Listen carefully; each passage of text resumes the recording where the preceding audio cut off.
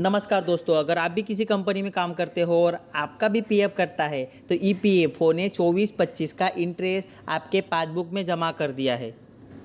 वित्तीय वर्ष 24-25 के लिए इंटरेस्ट रखा है 8.25%। तो दोस्तों अब बात करें इसका कैलकुलेशन कैसा होता है। कैलकुलेशन जानने से पहले हम लोग पहले पासबुक पे ध्यान देते हैं। हमारा जो पीएफ कटता है वो 3 पार्ट में कटता है, एम्प्लॉई, एम्प्लॉयर और पेंशन। आपके पगार से जो कटता है वो एम्प्लॉई शेयर में जाता है, उतना ही पैसा कंपनी के खाते से कटता है। वो 2 पार्ट में जाता है, एम्प्लॉयर और पेंशन। एम्प्लॉयर के शेयर में 3.67% जाता है और पेंशन में 8.33% जाता है। लेकिन हमको इंटरेस्ट जो मिलता है वो एम्प्लॉई शेयर और एम्प्लॉयर शेयर का, हमको पेंशन का इंटरेस्ट नहीं मिलता है। मोटा मोटा समझे तो employee share plus employer share, इनका जो टोटल है उनके ऊपर हमको 8.25% इंटरेस्ट मिलता है। तो दोस्तों अब बात करें उसकी इंटरेस्ट कैलकुलेशन की। मान लीजिए आपकी बेसिक सैलरी 15,000 रुपया है, तो उसके ऊपर 12% यानी कि 1,800 रुपया और एम्प्लॉयर शेयर का 550 इज इक्वल टू 2350, यानी कि एम्प्लॉई और एम्प्लॉयर का शेयर का हो गया 2,350 रुपया। अब इसके ऊपर हम इसका इंटरेस्ट कैलकुलेशन करते हैं।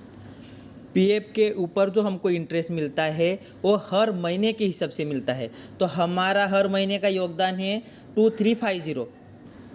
अभी इंटरेस्ट कैलकुलेशन का फॉर्मूला है प्रति माह लागू ब्याज, मतलब 24-25 का इंटरेस्ट रेट। तो 24-25 का इंटरेस्ट रेट है 8.25% डिवाइडेड 12 इज इक्वल टू 0.687%।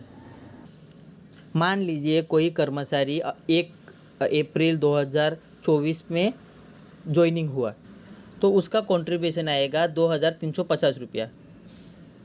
तो अप्रैल के कंट्रीब्यूशन पे उसको इंटरेस्ट नहीं मिलेगा। अब अप्रैल महीने की राशि जमा हो गई 2,350 रुपया। अब उसका मई का भी कंट्रीब्यूशन आया 2,350 रुपया।